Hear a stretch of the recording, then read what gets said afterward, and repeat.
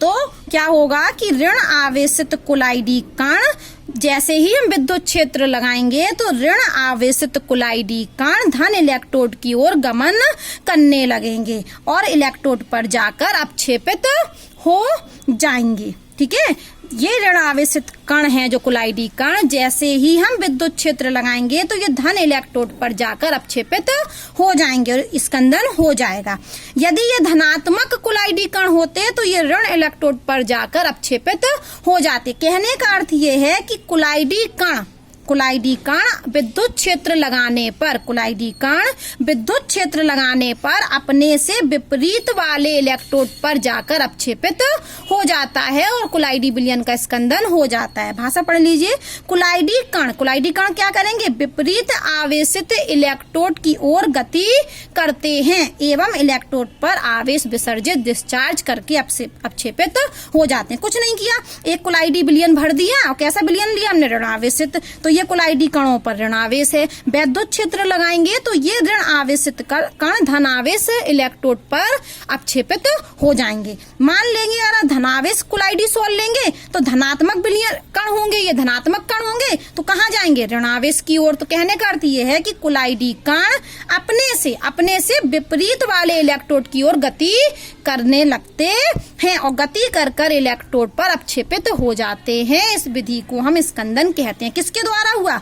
कणों के संचलन के द्वारा, विद्युत क्षेत्र लगाने से। तो विद्युत कण संचलन के द्वारा हम कुलाइडी विलयन का अपक्षेपण कर सकते हैं। अब दूसरी विधि कह रही है कि हम दो सोल ले लें और दोनों सोल कैसे हो? विपरीत आवेशित। यदि हम एक धनात्मक सोल लें तो दूसरा क्या लें? ऋणात्मक सोल, और इन दोनों सोलों को आपस में मिला दें। जैसे हमने यहाँ एक पात्र लिया और इस पात्र में हमने जल योजित फेरिक ऑक्साइड का सोल लिया और जल योजित फेरिक ऑक्साइड धनात्मक सोल होता है। ये कैसा होता है? धनात्मक।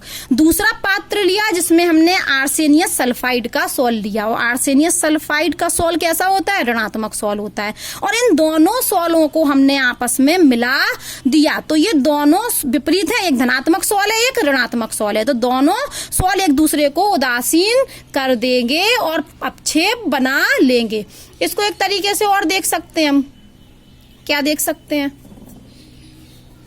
एक तरीके से और देख सकते हैं कि यहाँ पर ये जल योजित फेरिक ऑक्साइड का सोल है और ये जल योजित फेरिक ऑक्साइड के सोल कैसा है? धनात्मक। तो इन कणों पर कैसा आवेश होगा? धनात्मक। और यहाँ इन कणों पर कैसा सोल होगा? कैसा आवेश होगा? ऋणात्मक। ये देखिए, ये जल योजित फेरिक ऑक्साइड धनात्मक सोल है तो इन कणों पर धनात्मक आवेश है और ये आर्सेनियस सल्फाइड का सोल है तो इन कणों पर ऋणात्मक आवेश है। तो इन जैसे ही इसको हमने मिलाया तो ये धनात्मक और ऋणात्मक इनने आपस में एक दूसरे को क्या कर दिया? उदासीन। देखो ये आवेश खत्म हो गया। ये आवेश क्या हुआ?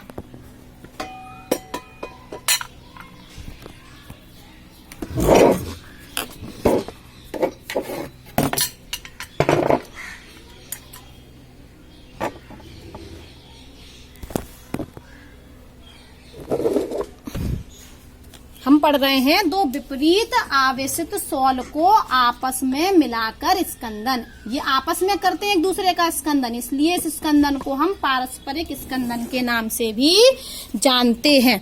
वापस देख लीजिए आप, यहाँ पर ये जल योजित फेरिक ऑक्साइड का सोल है जिनके कणों पर धनात्मक है और ये आर्सेनियस सल्फाइड का सोल है जिनके कणों पर ऋण आवेश है। ये कुलाइडी कण धनात्मक है, ये कुलाइडी कण ऋणात्मक है। जैसे ही हम इन दोनों को मिलाएंगे तो एक दूसरे को क्या कर देगा? उदासीन। उदासीन करके क्या बना लेगा? पीपीटी अपक्षेप बना लेगा। तो हम क्या कर रहे हैं इस विधि में? दो विपरीत आवेशित सोल जो हैं वो लगभग समान अनुपात में ले रहे हैं और एक दूसरे के आवेश को वो जैसे हम मिलाते हैं तो एक दूसरे के आवेश को क्या कर देते हैं? उदासीन करके अपक्षेपित हो जाते हैं और इस क्रिया को हम स्कंदन कहते हैं। लेकिन कैसा स्कंदन?